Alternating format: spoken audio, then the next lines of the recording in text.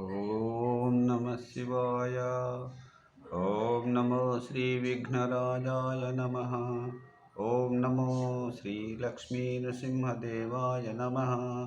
ఓం నమో శ్రీరామచంద్ర పరబ్రహ్మణే నమ. ఓం నమో శ్రీకృష్ణ పరబ్రహ్మణే నమ. ఓం నమో భగవతే వాసుదేవాయ. ఓం నమో శ్రీ ఆంజనేయ స్వామి దేవాయ నమ. నమస్కారం. ఈరోజు 2025 సంవత్సరం నవంబర్ నెల 18వ తేదీ, శ్రీ విశ్వావసునామ సంవత్సరం, దక్షిణాయనం, శరదృతువు, కార్తీక మాసం, కృష్ణపక్షం. ఇవాళ త్రయోదశి, చతుర్దశి, భౌమ్యవాసరి, మంగళవారం. ఇప్పుడు హైదరాబాద్ మహానగరంలో సమయం మధ్యాహ్నం 1:39 అయింది. భక్తుని నోట భగవంతుని పాట సంఖ్య 00245. ఈరోజు శ్రీ కార్తీక పురాణంలో 29వ అధ్యాయం కేదారేశ్వర వ్రతం. ఈ కేదారేశ్వర వ్రతాన్ని ఇప్పుడు మనం 2 భాగాలుగా చదువుకుందాం. ఇప్పుడు మొదటి భాగం 29వ అధ్యాయం కేదారేశ్వర వ్రతం. జనక మహారాజా కార్తీక వ్రతాలలో కేదారేశ్వర వ్రతం పుణ్యప్రదమైన వ్రతం. పరమేశ్వరుని అత్యంత ప్రీతిదాయకమైన వ్రతం. భోళాశంకరుడైన పరమేశ్వరుడు ఈ వ్రతం ద్వారా తన కరుణా కటాక్షాల వలన అపారమైన సిరి సంపదలను, సకల శుభాలను ప్రసాదిస్తాడు. స్వామిని ఆరాధించి మనస్సులో గల కోరికలను ఆయనకు నివేదిస్తే తప్పక నెరవేరుతాయి.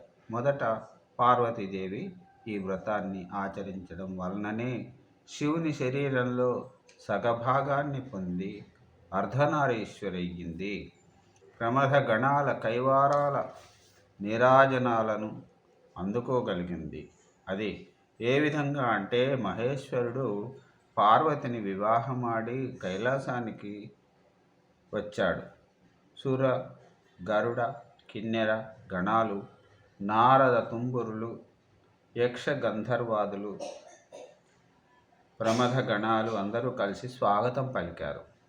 ఘృతాచి, తిలోత్తమ, ఊర్వశి, రంభ మొదలైన వారంతా చూడచక్కగా నృత్యం చేశారు. నారద తుంబురాదులు వారి అపూర్వ గానంతో పరమేశ్వరుణ్ణి కీర్తించారు. అక్కడకు చేరుకున్న వారిలో ఏ ఒక్కరూ పరమేశ్వరుడికి నమస్కరించలేదు. భృంగి బాగా ఆలోచించి అపూర్వమైన రీతిలో వినోదభరితంగా ప్రధానంగా నాట్యం చేశాడు.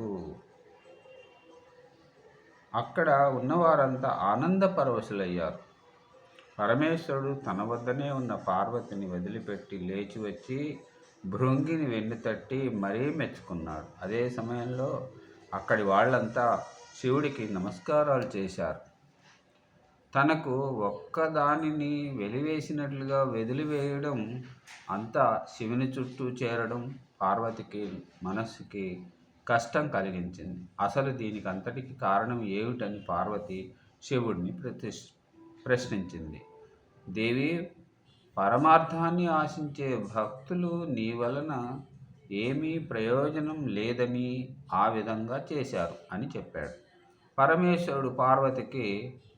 పరమేశ్వరుడికి ఇల్లాలినైనానని ఆలోచించకుండా తన అయోగ్యతను తెలియజేసిన దుస్థితిని ఏ విధంగా తొలగించుకోవాలని అనుకున్నది పార్వతి.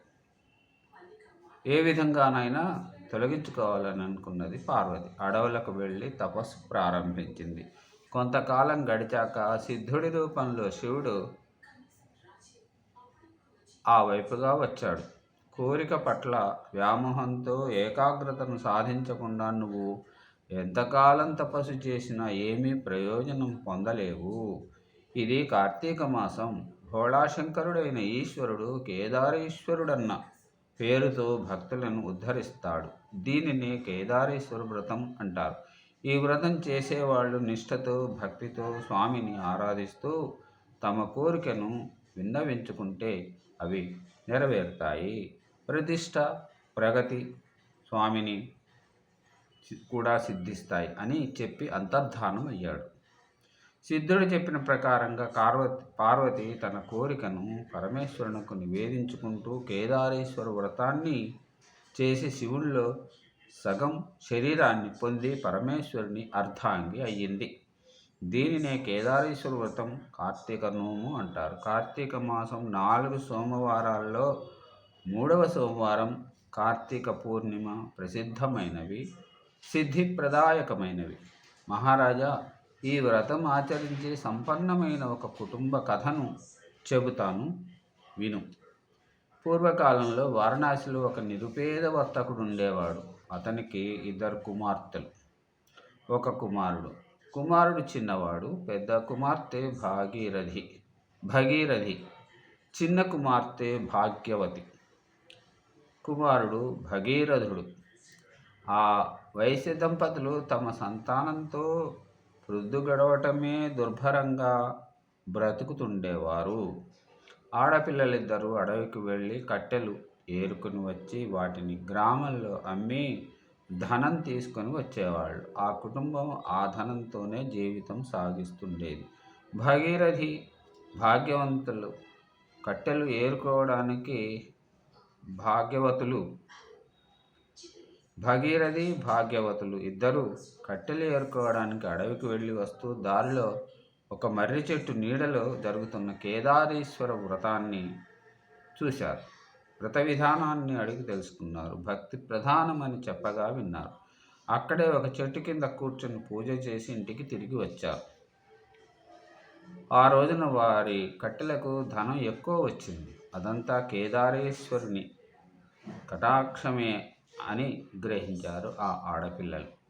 తల్లిదండ్రులకు ఆ బిడ్డలారా ఆ విషయం చెప్పారు. కేదారేశ్వర వ్రతం ఇంట్లో చేసుకుందామని తల్లిదండ్రులను అడిగారు. బిడ్డలారా, పూజా ద్రవ్యాలకు, ధూప దీపాలకు, నైవేద్యాలకు ఖర్చు చేయడానికి తగినంత సొమ్ము మనకు లేదు కదా. ఆ దేవుడి కరుణం కలిగినప్పుడు తప్పకుండా చేసుకుందాం అన్నారు. అలా కాదు, భక్తి మాత్రమే ప్రధానం అన్నారు. ఆ దేవుడు మనకు అనుగ్రహించిన విధంగానే చేసుకుంటామన్నారు అక్క చెల్లెళ్ళు. తల్లిదండ్రులు అంగీకరించారు. ఆ రోజున ఉదయమే గంగానదికి వెళ్ళి తలస్నానం చేశారు. పచ్చి మంచినీళ్ళు కూడా తీసుకోకుండా ఉపవాసం ఉన్నారు. కేదారేశ్వరునికి నమస్కరించుకున్నారు. అడవికి పుల్లలు ఏరుకోవడానికి వెళ్ళారు. వస్తూ దారిలో మర్రి చెట్టు ఆకులు, మర్రి పళ్ళు, మర్రి ఊడలు కోసి తెచ్చారు. సాయంత్రం ఇంటి ముందర ముగ్గులు తీర్చిదిద్దారు. పూజ చేయటానికి వేదికను ఏర్పాటు చేసుకున్నారు. పరమేశ్వరుడి చిత్రపటాన్ని పెట్టుకున్నారు. గణపతికి నమస్కరించుకున్నారు. పరమేశ్వరుని పూజించారు. స్వామి, మేము నిరుపేదలం.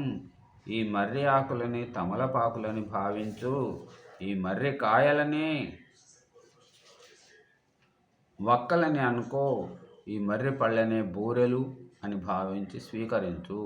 ఈ మర్రి ఊడలే తోరాలనుకో అని పరమేశ్వరుడికి వాటిని నివేదించారు. పూజ పూర్తి చేసుకుని తీర్థం తీసుకున్నారు. చంద్రోదయాన్ని చూసి చల్లగా చూడు తండ్రి అని మొక్కుకున్నారు.